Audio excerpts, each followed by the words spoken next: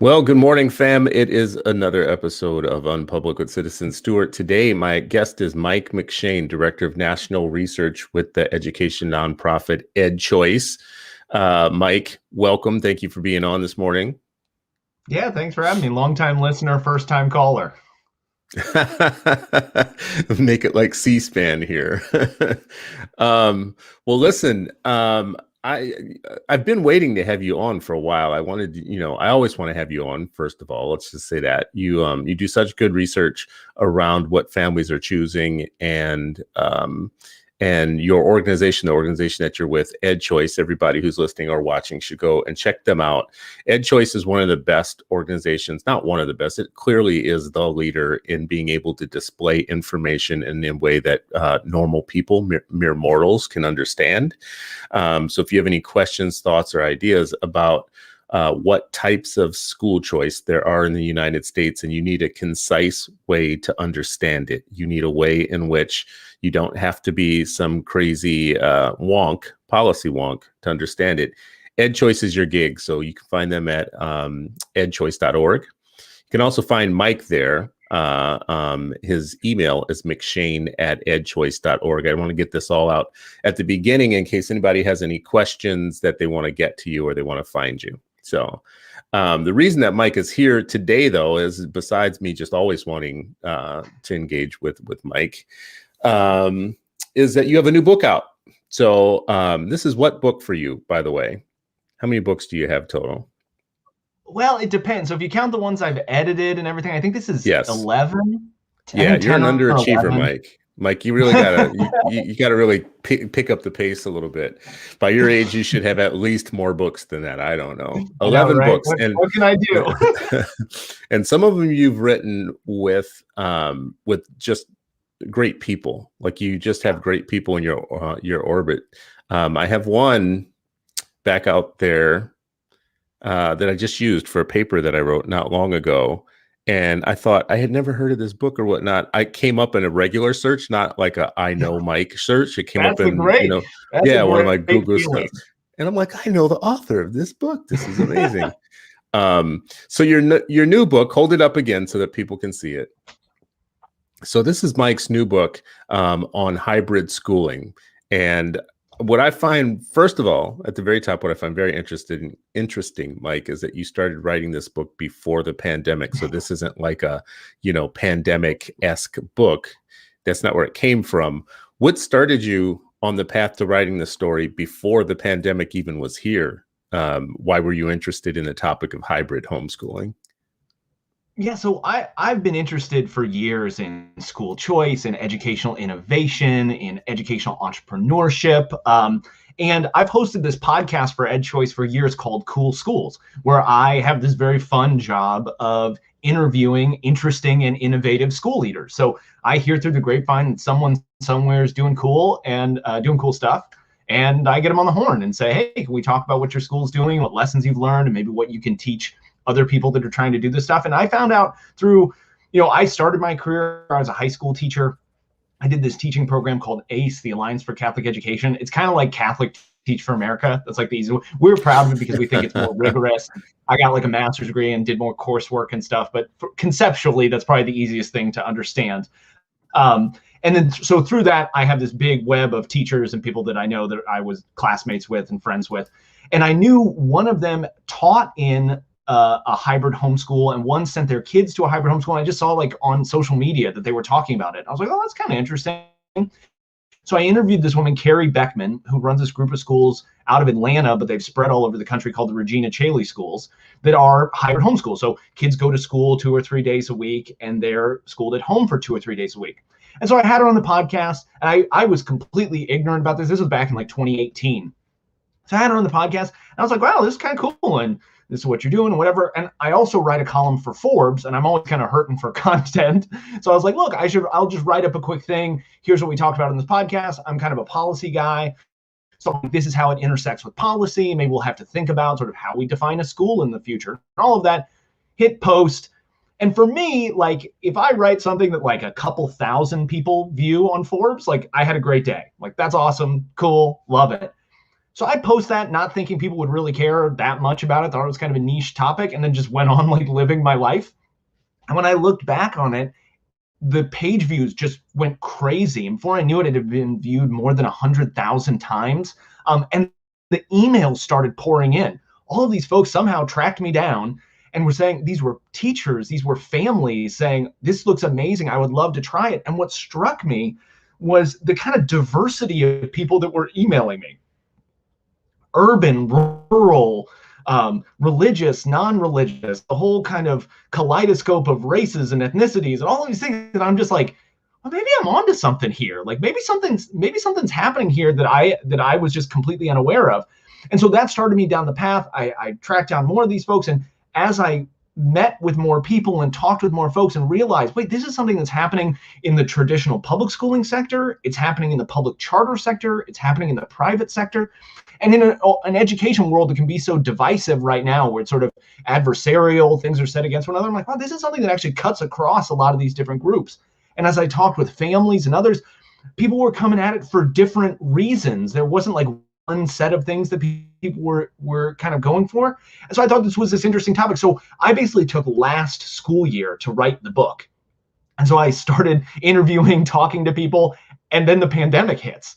And so what became like this rather niche thing that maybe a few hundred or a few thousand schools do across the country, suddenly like tens of millions of families are doing.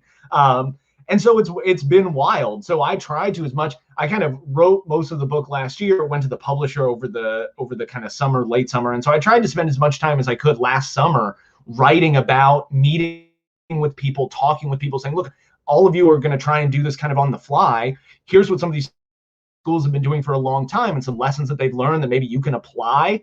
And so, yeah, and then it's just been wild because now it seems like mostly schools are going back to a sort of in-person, but there's still a bit of hybrid stuff going on. And so the question is sort of like, so what's going to happen now? Like, is this going to be part of the education system in the future? Was it something that a lot of people tried and they aren't going to want to do it anymore? So it was a heck of a time to write a book about hybrid homeschooling.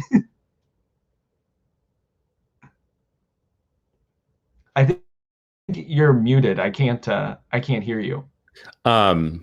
Can you hear me now? Sorry about that. I can. Yeah, no worries. just to start with the definition so that we're clear on this. Hybrid homeschooling, you mentioned there are people who do hybrid homeschooling where a few days a week they're in a school of some sort. I don't know what kind, but some sort. And then they do a portion of their education at home. Is that the straight up simple version of what it is, or is there more to it? Yeah, the simple definition I have is just a schooling sort of modality where kids are at home for part of the week and they're at school for part of the week. Mm-hmm. To dive like slightly deeper into it, generally speaking, when we do research on homeschooling, there isn't actually like a clear-cut shared definition of what makes someone a homeschooler. So like the federal government, when they collect statistics, sort of have different views in some advocacy organizations and others. But generally speaking, researchers have kind of agreed that there are three things that make you a homeschooler. It is funding, control, and location, right? So it's funded by your parents, it's controlled by your parents, and it's located in your home. And then if we think about sort of like traditional public schooling, it's kind of the opposite of all of that, right? It's not funded by your parents, it's not controlled by your parents, and it's not controlled in your home. So what hybrid schooling is like the midpoint between that. So it's partially controlled by your parents, it's partially located in your home, and then depending on how it works, it's kind of partially funded by your parents, depending on sort of how that goes. So that's the way to sort of define it. I had to also, because there's so much fuzziness, and especially like the coronavirus has done this too, where we have micro schools and pandemic pods and homeschool co-ops, like a lot of the stuff that already existed before. And I had to try and like put some edges around it just so that my book wasn't about everything, that it was just about one thing. Knowing that as soon as I drew that definition, there would be people right on the edges who were like, well, what about this? Or what about that? But the big definition that I used was sort of three parts: physical, substantial, and regular. So what I mean by that is a student has to go to a physical location and like the same physical location for a substantial period of time, which I define as at least 1 day a week regularly. So basically, you go to a place that we would sort of recognize as a school. Like you go to the school for at least 1 day per week. That's to qualify in the types of schools that I study. So some of them go 4 days a week, some of them go 3, some go 2, some go 1, some go for like half days every day. So there's all these different permutations of it. But to at least get into what I was talking about here, you had to go to like a regular school for at least 1 day per week. Here in Minnesota, there is this just by state law. If you're a homeschooler, you have access to the regular educational services, like activities, and I even think electives through the school. Sure. By law, you can access them. And then we also have a hodgepodge of other little credits. Like, you can, you can take credit for tutoring services, any materials, things like that. But we're not very much a homeschooling state. We're not, but we have these. So if you're savvy enough, you can cobble together these things. Did you find that there was a big difference in what people are able to do based upon their state and their state laws?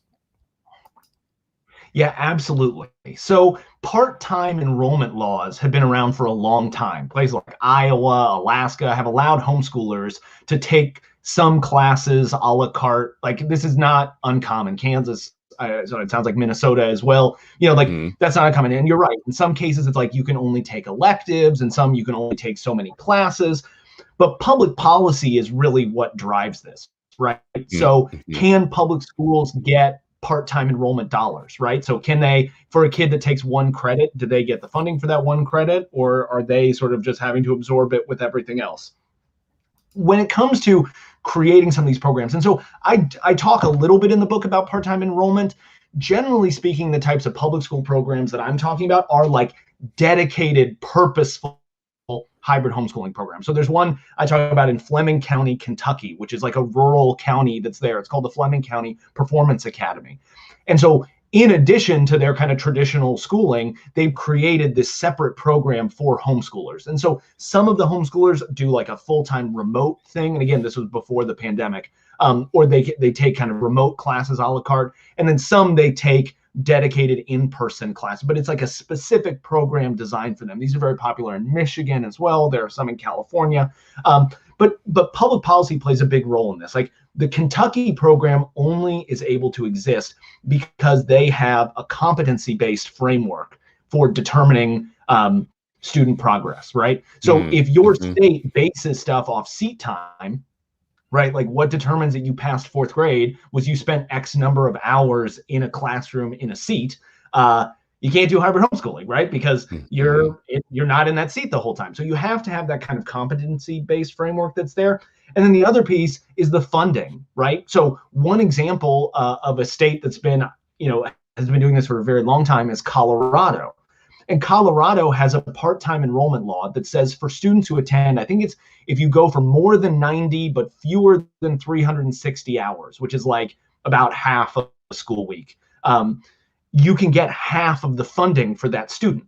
So not surprisingly, lots of charter schools, traditional public school districts have created these hybrid homeschool programs because for the kids that they enroll, they can get, as long as they don't cross that kind of half-time threshold, they get half the funding for them. So I think if that sort of thing didn't exist, schools would be less likely to want to do something like this. So creating more flexible funding, and then obviously like there's the whole side of this of like private school choice programs could facilitate this in the private school space. I'm talking mostly in the public school space. And the last like public policy thing that matters too is charter authorizing, right? I think, and I've been a kind of gentle but not so gentle critic of charter authorizing over the years, in the sense that sometimes I think they've privileged incumbents too much.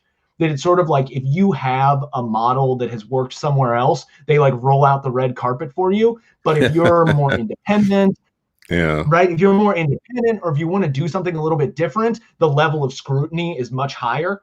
And so part of what I talk about in the book is like charter authorizers in the places where there's space for this have got to be more flexible and have got to say like, look, I get it. Like you love KIPP and you love these schools, and I do too. I would be very clear. Like they're great, But like, you can't say, if that's like your model of what a charter school is, all of these new innovative models are not going to be able to crop up. So our friends in charter authorizing also have to look at some of these things that are happening in other places and kind of expand their minds a little bit and say, this is stuff that people are interested in. It does work in other places, and we should try it.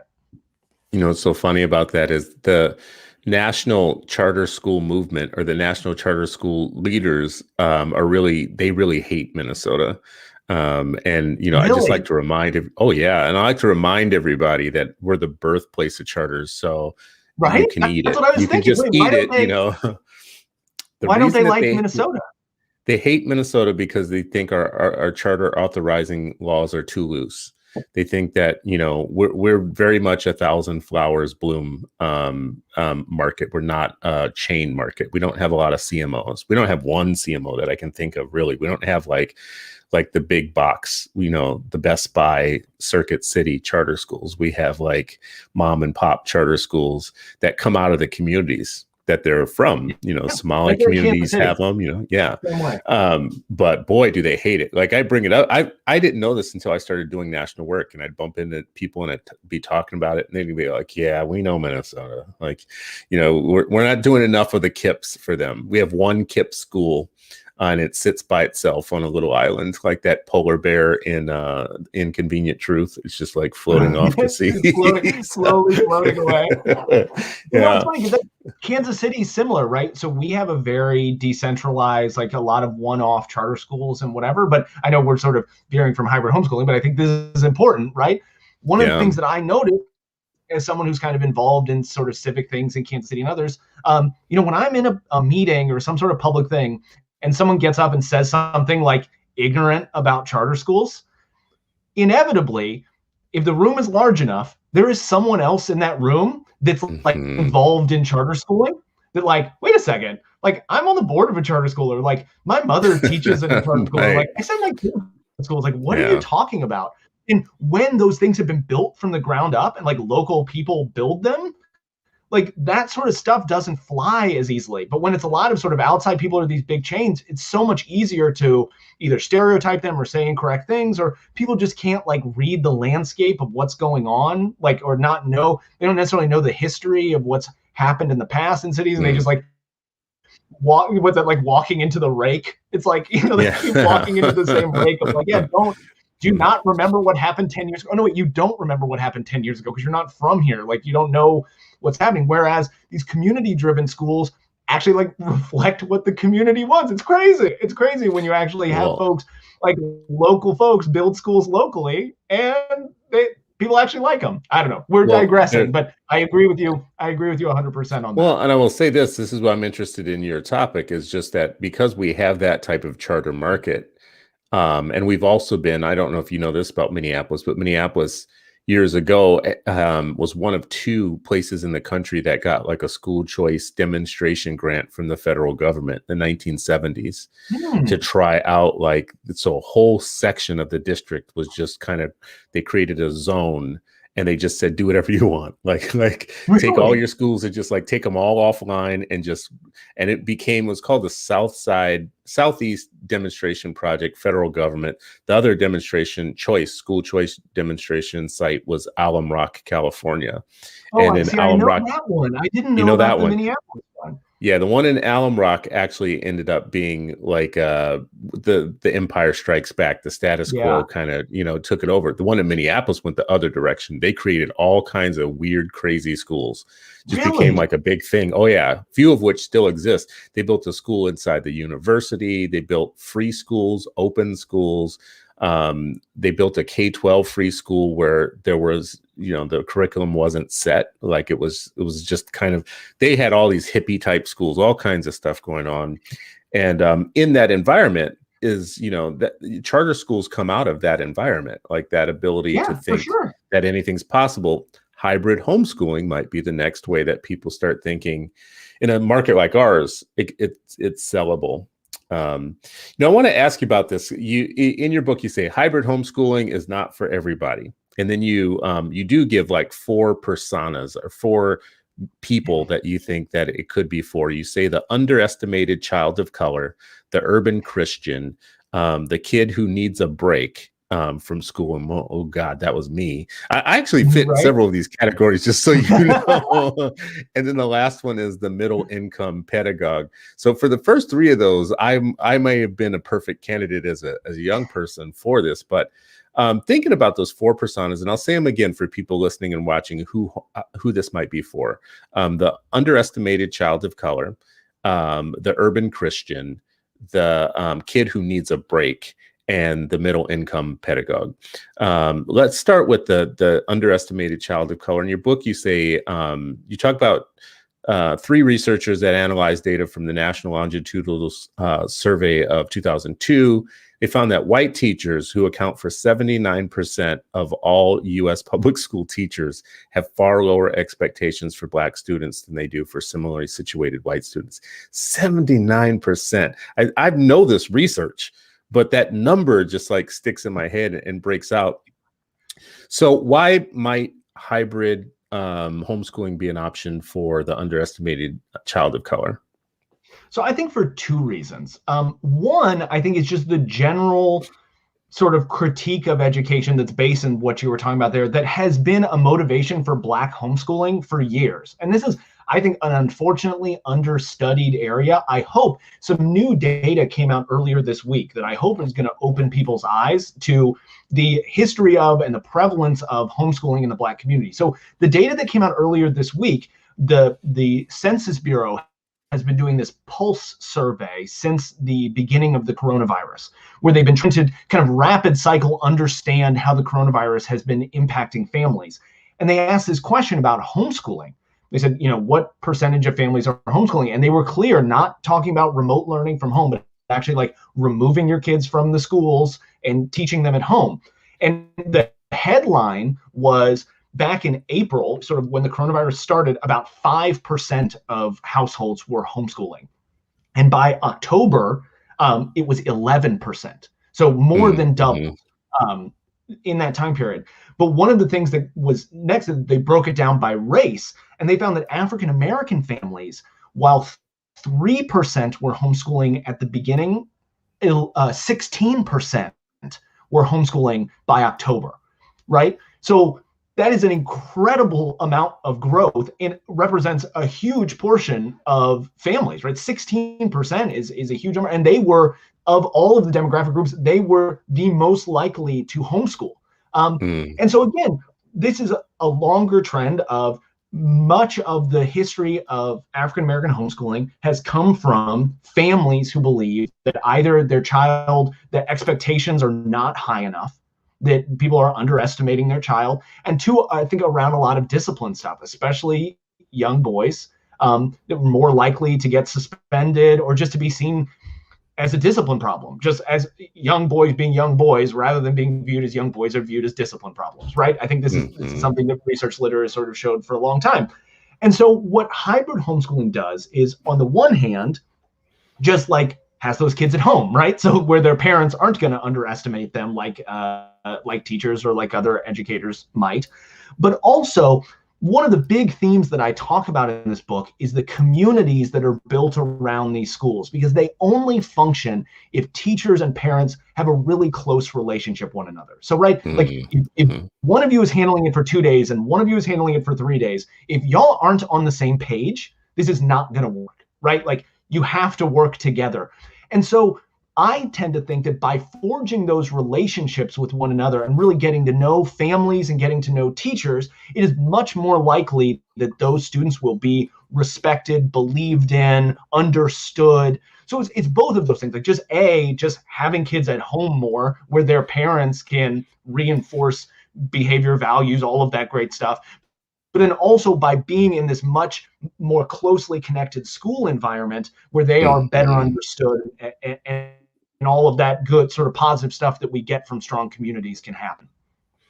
It's interesting, for a while now, and if people do just a basic Google search, for a while now, Black families have been the fastest growing segment of homeschooling. The relation or the reasons that are given oftentimes are different than the reasons other people give. Generally, for a long period of time, homeschooling was considered to be a conservative Christian thing that white families with resources were doing. The emerging group of Black families that became the fastest growing group of homeschoolers, the number one reason was to really take control of what their children were learning and to eradicate, to keep them out of harm's way of racism. So it was really the ultimate taking charge as a parent. It's the ultimate, it's agency. It's agency times 10. Like, I can do something about, the way that my child grows up. So a second group that you were talking about, go ahead. I don't want to interrupt, but it's funny just because I'm literally, as you were talking, I saw this on my desk. I'm in the middle of, I don't know if you've read The Omni-Americans, Albert Murray's great book. Chris, The Omni-Americans. Huh? Okay. Yeah, The Omni-Americans, Some Alternatives to the Folklore of White Supremacy. So Albert Murray wrote this. This is the 50th anniversary edition. So I think he wrote it in 1970. Wow. But he was a brilliant cultural critic. But one of the things that it's very, very dangerous to talk about a book before you finished it. But one of the things that I find really interesting in this book is he talks about, obviously, as you saw in the title, the folklore of white supremacy. But he says what the flip side of that is the fake lore of Black, I'm trying to think of what the word he used, but the fake lore of sort of Black underachievement or underperformance. And it seems to me that we spend a lot of time talking about white supremacy and the folklore of white supremacy and those things. But I think sometimes in education, we don't spend enough time talking about that fake lore of Black underperformance, which is like, actually, and I was blessed when I taught when I started, I taught in a 100% African-American school. That's actually the only school that I've ever taught in my life. And I saw the incredible capability of my students and the wonderful young people they were. And I'm very blessed that I taught a while ago, and they're now all young adults, and they're married and they have kids, and we're Facebook friends, and they're thriving. And it's just it's the best thing one of the best parts of my life is watching them grow up and thrive. But I think that idea that so many of the stereotypes are fake, they're not real, that the infinite capacity that our young people have, I think is so important. And no one realizes that more than a child's parents, right? I think this is really important, Mike. Right? This is one of the reasons why I think this is why I think it's really important to make this point, though, and drive it home, though. When we talk about new forms of schooling or new ways of getting an education, hybrid homeschooling or pods, the very first thing that the conversation does is rush to the people who will never be able to. The poor and people of color are going to be, X'd out of that. And there's kind of this default setting of the deficiency and the inability of Black and brown people, not a rush to judgment in the positive of, boy, won't it be interesting to see what the Black community could do with that idea. And that says so much, I think, about the ingrained anti-Blackness in the United States, that you equate Blackness with the inability to do. So anytime a new project comes up, or a new kind of school, or a new kind, I guess that just leaves people of color out, because you're going to need to have some agency to be able to do that, as if we didn't damn near invent agency and build half the country. So I love that you call this out in the book. Also, not just communities of color, but the under-identified students that have promise could find real, kids of color, I should say, and Black kids could find real promise in this. But what about this urban Christian? Now, I've heard of so there's a group that does lots of information and study of Christians, and does a lot of what are they, Barnum or Barna group. They do a lot of study of what the next wave of Christians are going to do. And you have more Christians now who don't want to be called Christian. They want to be called spiritual, or, these different things. But I've never seen anybody call it out in terms versus geography, like urban Christians. I think in your book, you talk a little bit about they may be younger parents who are Christian, who live in urban communities that are a little bit hostile to the values that they have, and a full-time a full-time Christian education might be financially out of their reach.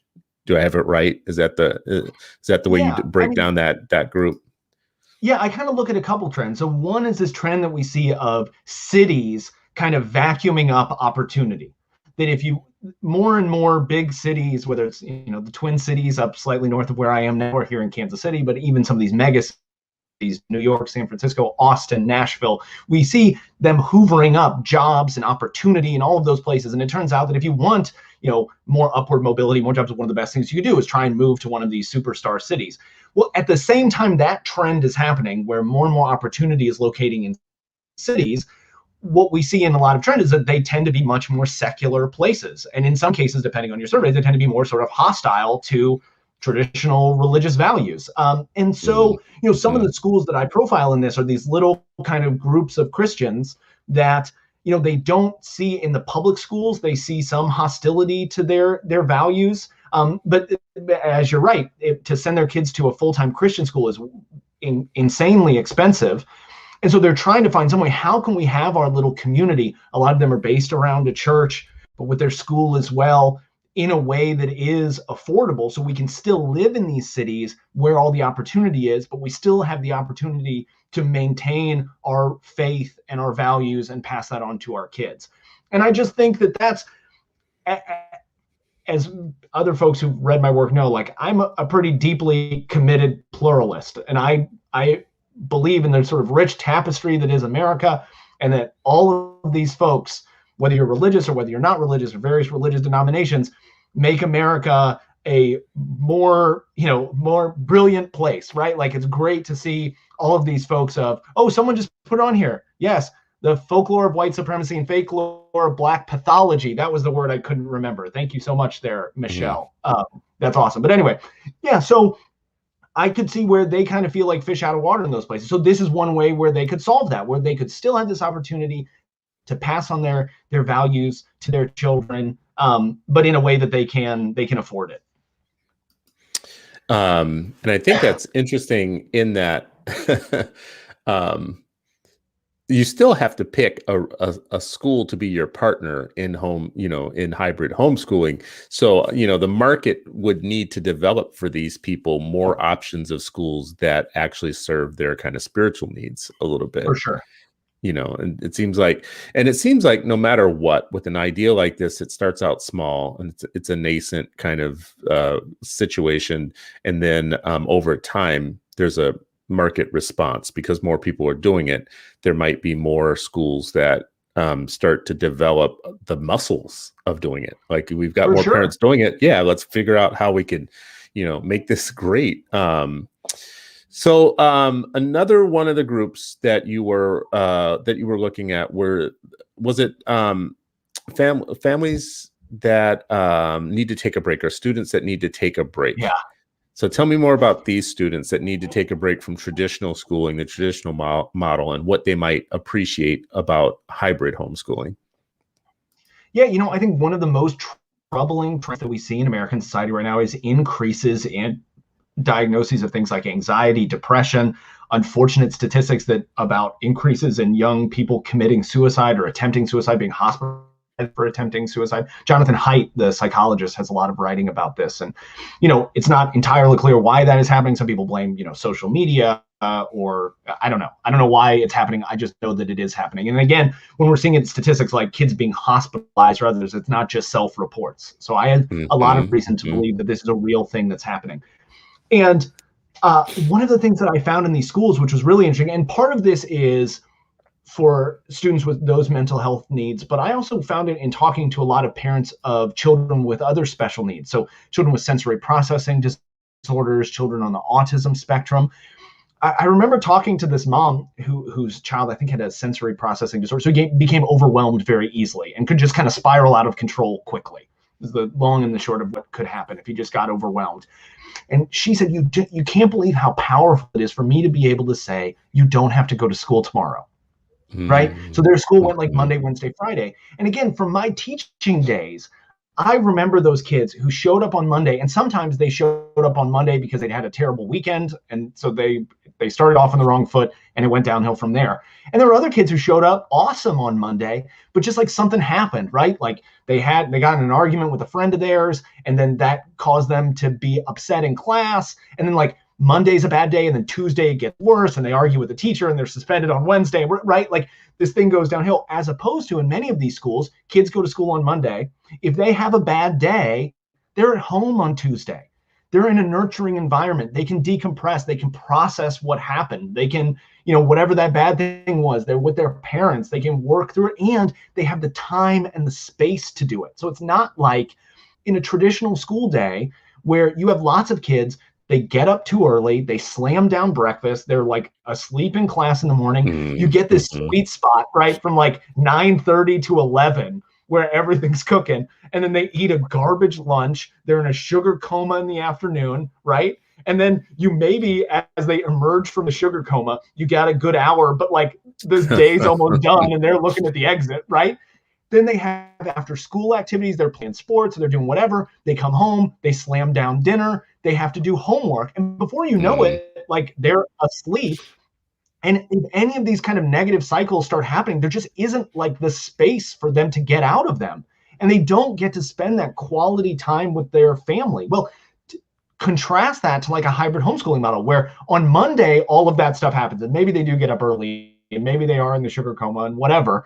But sort of like after extracurriculars or dinner or whatever, they're done, right? They get to hang out with their family. They get to spend quality time. And then they wake up Tuesday morning and all of that homework that was basically like worthless the night before because they're exhausted and they're not learning anything and they're just like kind of farting their way through it because they have to get it done.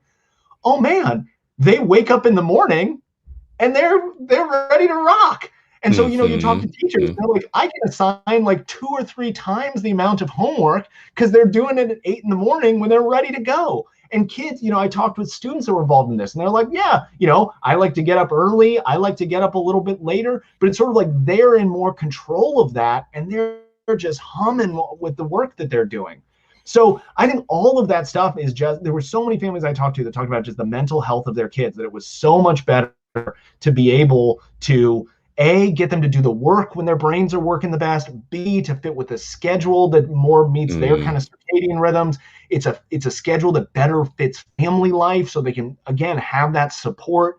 So yeah, I mean, I think the mental health bit is something that oftentimes in education we don't talk about. Like a lot of times when I talk about this book, like the number of things like, what are the reading and math test scores we're doing? I'm like, I get that, and that's important.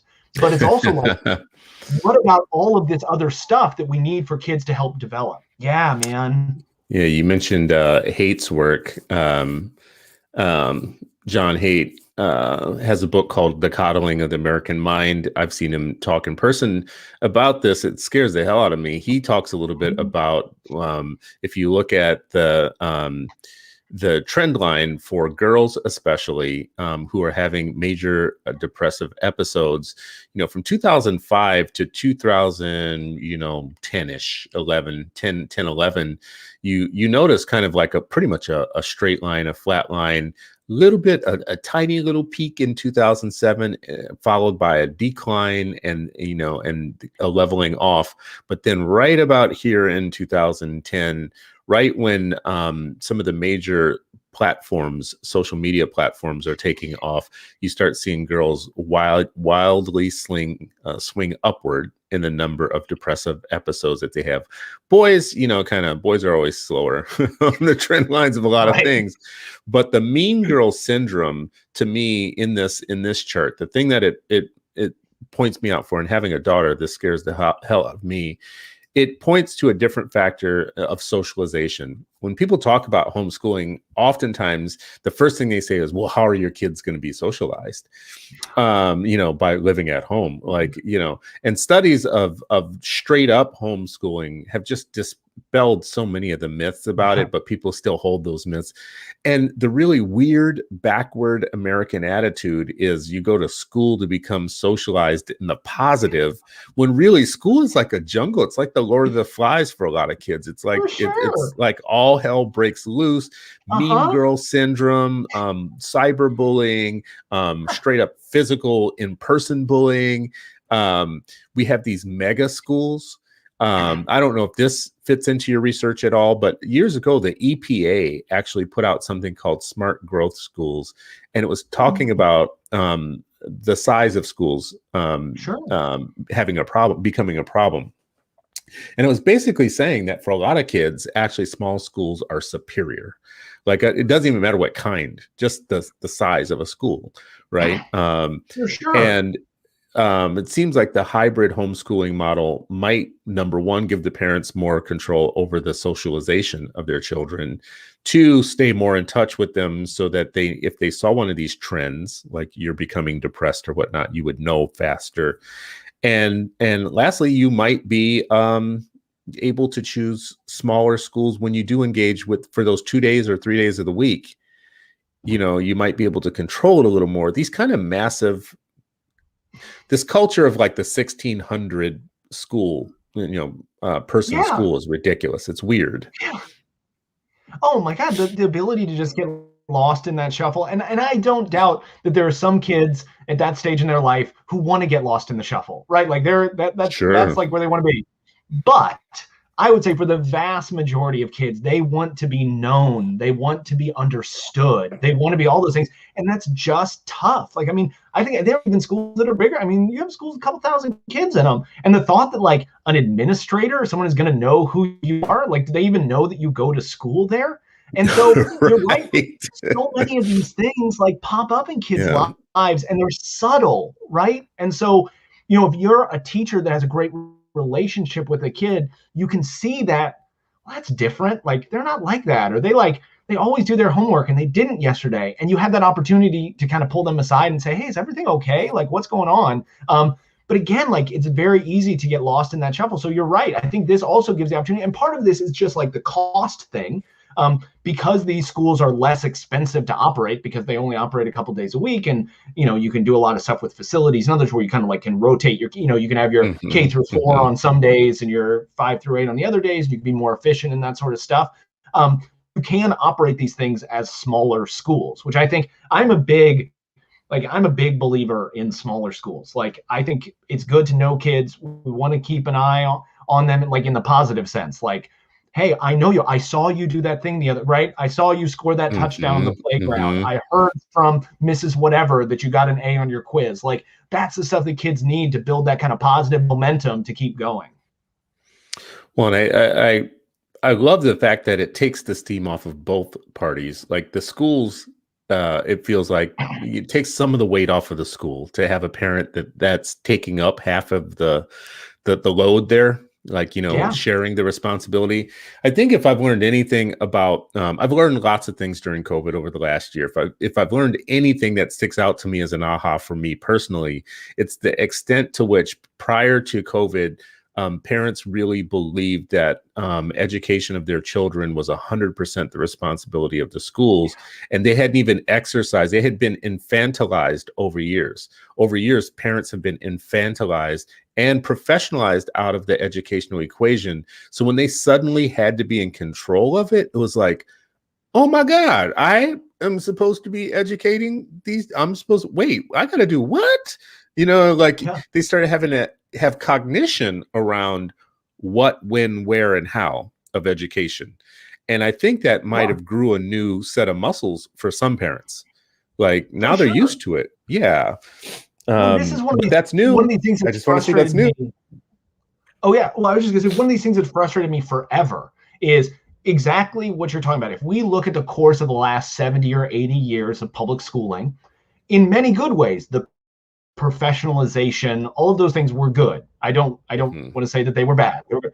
But a narrative started to develop from, I think, the side of educators that said, put your kids on the bus, send them to us, and we'll take it from there.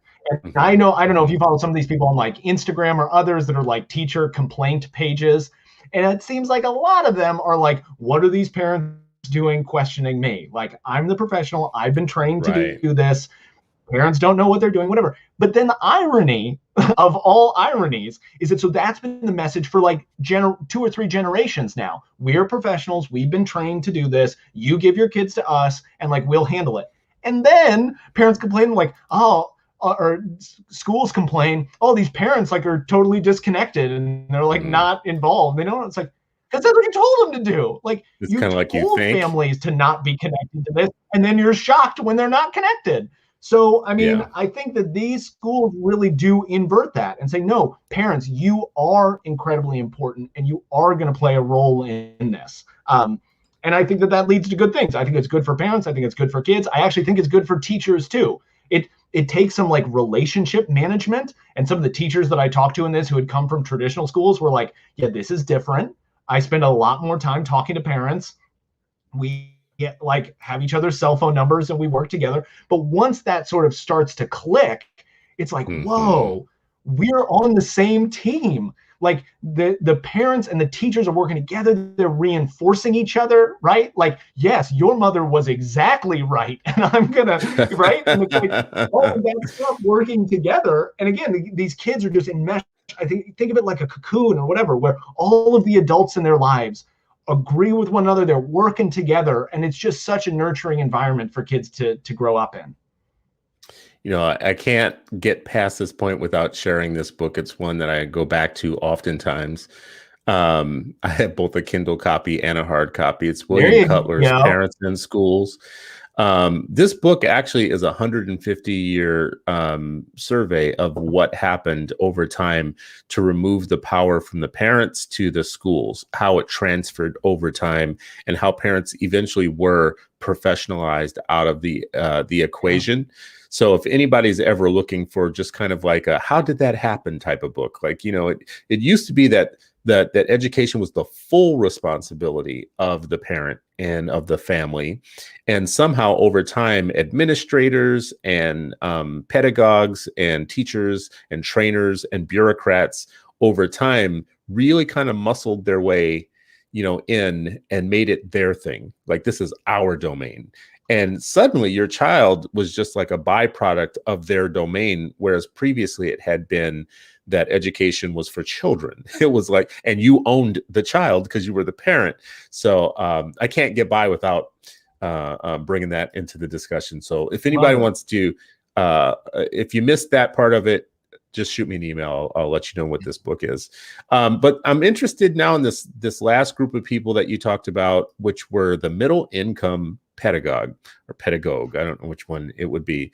I don't even know if it's a real word, but yeah. Yeah. So tell me, it is a real word, definitely, because I actually I've added a word to it, a compound word. I talk about paleo pedagogues. There you go. And those are the people who are into the old school teaching. But sure. So tell me about the middle income pedagogue as one of the groups that you identify that this is good for, that hybrid learning is good for. Yeah. So one of the very first schools that I was like connected with to study this called the Augustine Academy. It's in Delafield, Wisconsin, which is kind of between Milwaukee and Madison. And someone that I had worked with before at AEI had moved to Wisconsin and started this. And so they were a great window into this whole world. But it's an Ambleside school. And I'd never actually heard of Ambleside before, but the Ambleside Method, for those who like me had never heard of this before, it's kind of like classical education, but there was like 100 years ago, there was a British kind of education thinker by the name of Charlotte Mason, and she was a big believer in like the great books. And the idea is that sort of the text, they talk about it as a triangle, where the text is really the teacher, and the teacher and the student kind of work together to learn from the text. This is the long and the short of it. And there's sort of other stuff that's mixed into it. So it's kind of classical adjacent. And it just turns out that some of these families, one of the families that started, had seen these schools somewhere else and just loved it. Like, thought this was like the coolest thing ever. We think it's awesome for our kids. The exact type of environment. They do a lot of stuff outside. I mean, it's a cool school model. Well, what they realized was A, where they moved, there was no Ambleside school, and B, almost every Ambleside school in America is like north of 20 grand a year per kid to go there. They're very, very expensive, kind of hoity-toity private schools.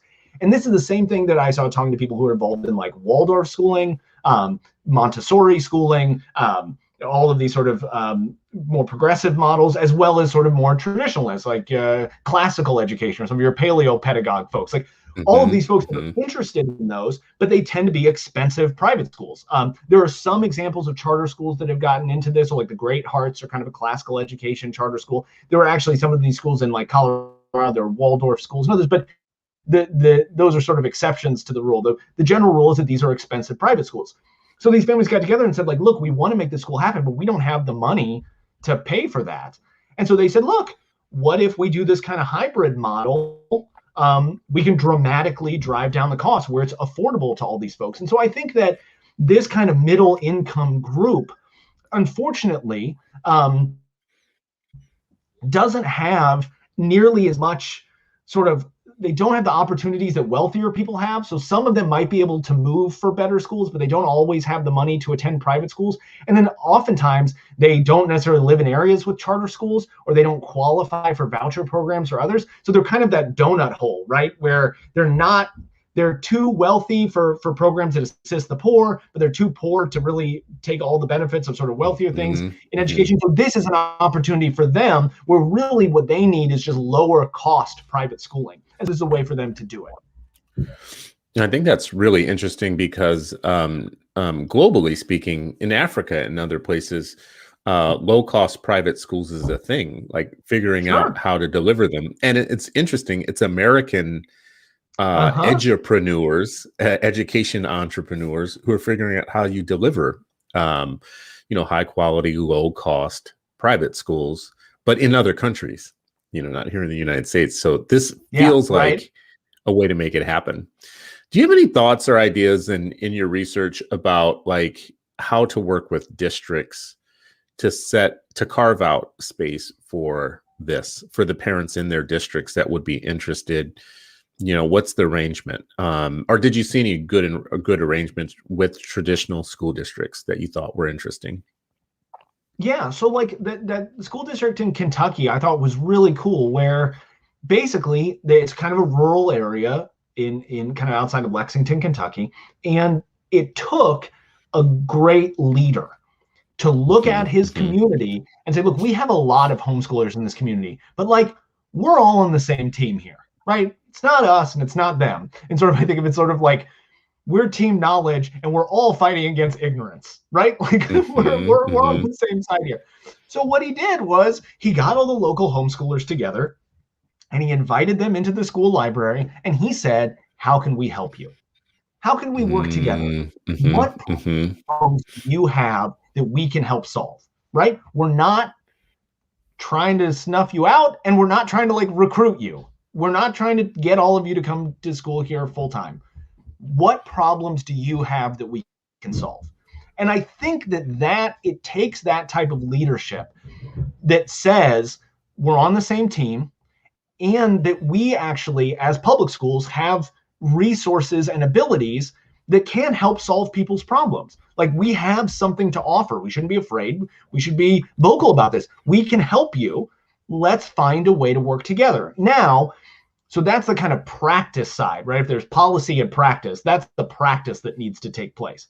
The policy side is, the money's got to follow the kids, right? So a lot of these school districts are not going to say, hey, we're going to stand up this new program pro bono, right? Or we're not going to even we're going to charge tuition to you or whatever, right? So we've got to create some more flexible funding that says, look, we will fund you for a third of a kid if the kid comes for a third of the day.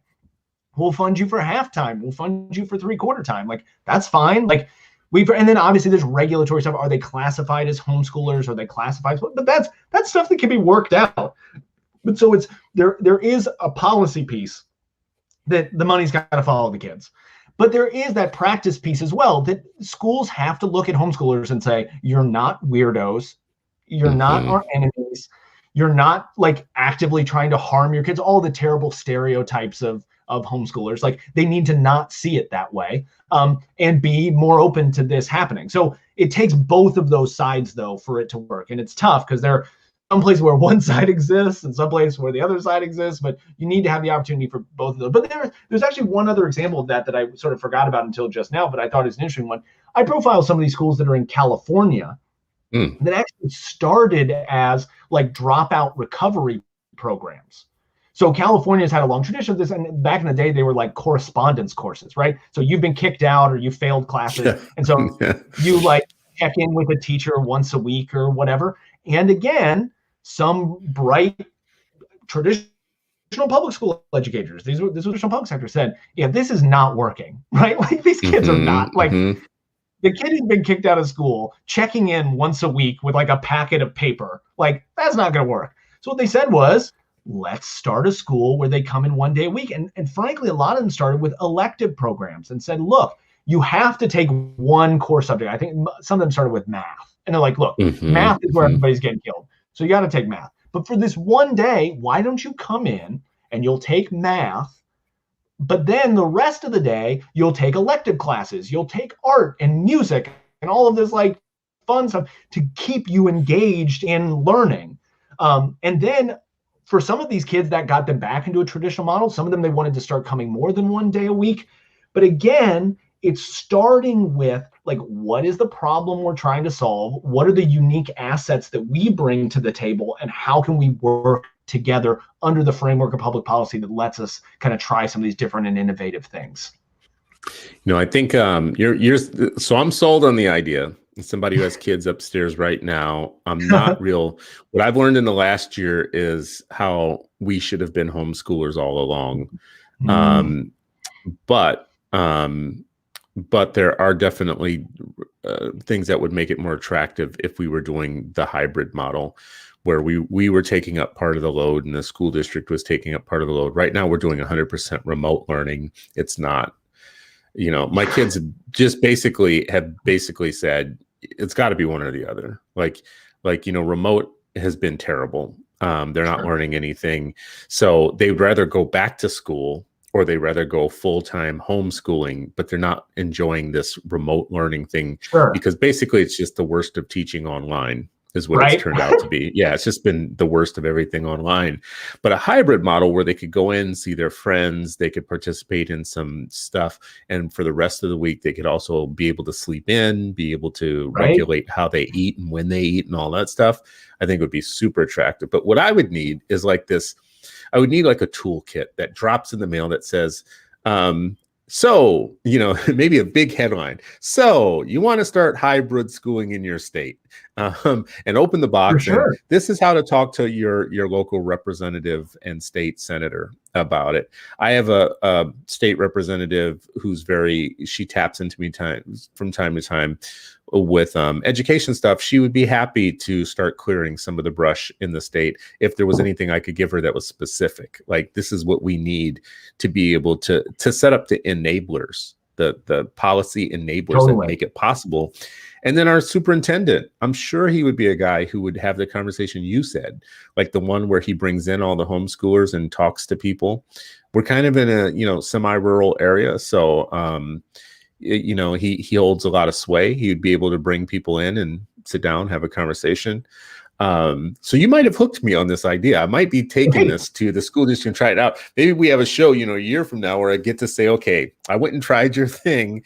And this is what we came out with. Well, can I tell you a very short, crazy story? But one of the focus groups that I did for this, interviewing groups of parents, and I can't thank hybrid homeschoolers enough. That like when the pandemic hit, like I was supposed to visit more schools, and they were so kind and so generous with their time. I cannot possibly thank them enough. But one of the craziest things that happened, I didn't put it in the book because it would come off as self-serving, and it may come off as self-serving right now. But so I'm having this focus group. Where did you find out about this? How did you learn about it? And someone's like, oh, I've heard about it from church, or my cousin does it, or whatever. And one person in the focus group says, yeah, I read that article that you wrote about them.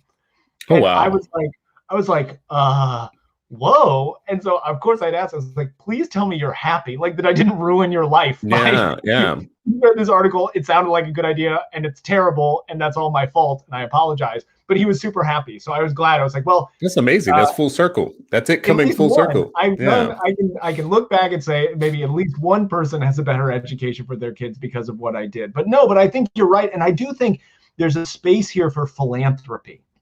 And I think there's so much more interest now than there was before. I think it was a harder sell earlier because it was saying, philanthropy loves scale, right? They love like, well, how can we have 5 million of these things? And unfortunately, the way hybrid homeschooling works, it's much more decentralized. It's much more homegrown. And so it's like not necessarily a comfortable space for philanthropy, but creating exactly the stuff that you're talking about, which is all of the ancillary stuff, both on the school side and on the family side. So like on the school side, how do you set these things up? How do you work within the correct regulatory stuff to know whether you need to classify as a private school if you're like an enrichment program or something, depending on your state laws? What are your state homeschooling laws? What are your state private school regulations? Like all of that would be great. And you're right on the family side as well, which is like, how can you find out about these groups? I put there's an appendix in the book that gives some resources. I think it's actually titled, So You Want a Hybrid Homeschool? And it has some resources that are there, but you'll see it's a very short appendix because there aren't that many resources available right now. So I think this is a great role that philanthropy could play to try and build up exactly what you're talking about, these enablers, the people who can make this happen, the structures, I want to start this school. Here's a packet. Here's what like your handbook can look like. And here's what all of this sort of stuff ready to rock. And I see in the appendix, so you want to hybrid homeschool. So it's just in there, just in the way that I said. One of the things that we didn't get around to talking about, and I hope you will come back again so that we can keep talking. One of the things that I think we didn't get to that is super important to me is the use of time.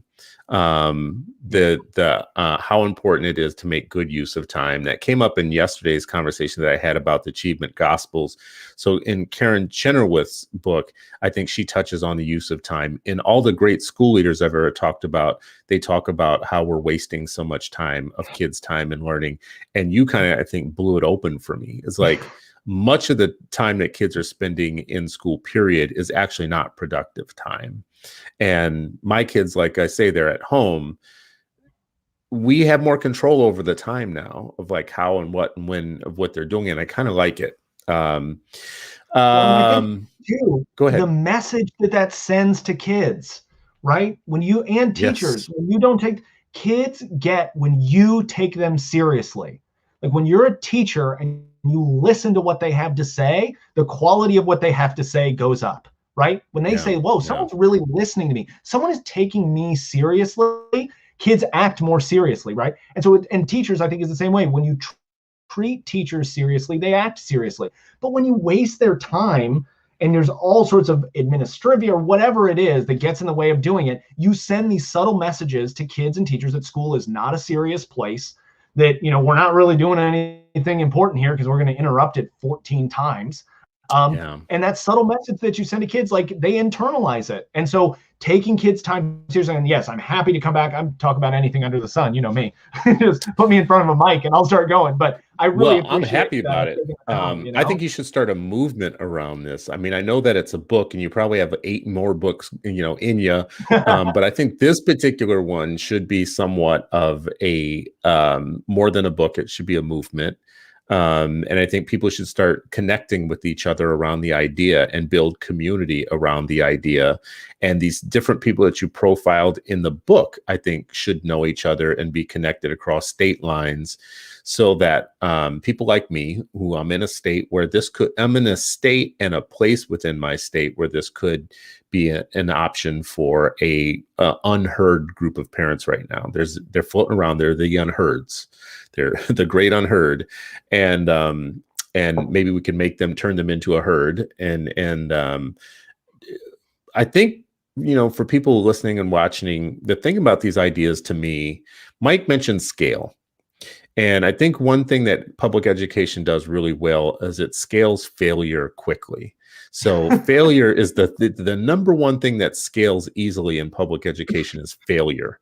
They got that competence. Yeah. They got that on lock. That's their monopoly. They have a monopoly on scaling failure.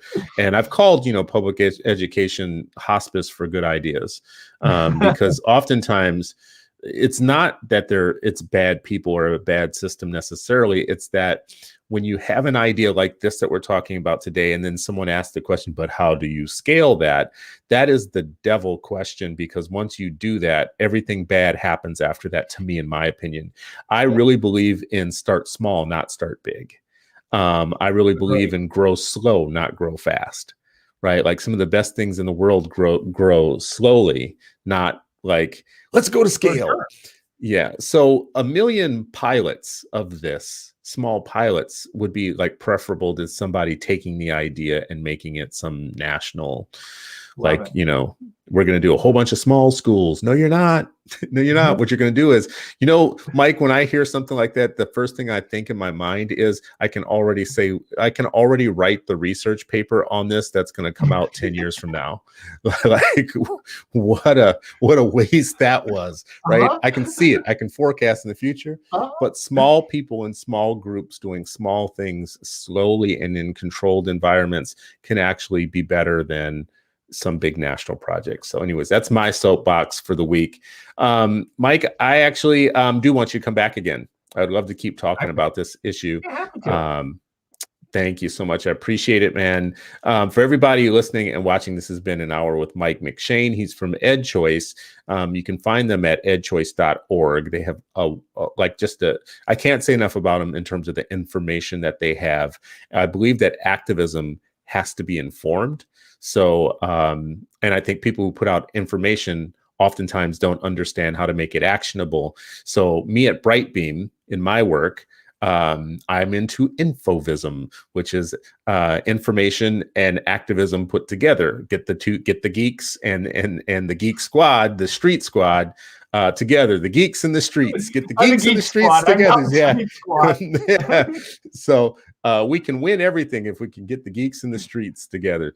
Mike is one of my favorite people in this field because he doesn't throw around his credentials. He just does the work and puts it out there, which I think is amazing. When your work is your brand, as I said to him earlier, when your work is your brand, you can be trusted more. We have lots of flashy people out here in the world who get a doctorate and they want to like start branding themselves and they have nothing behind them, no scholarship.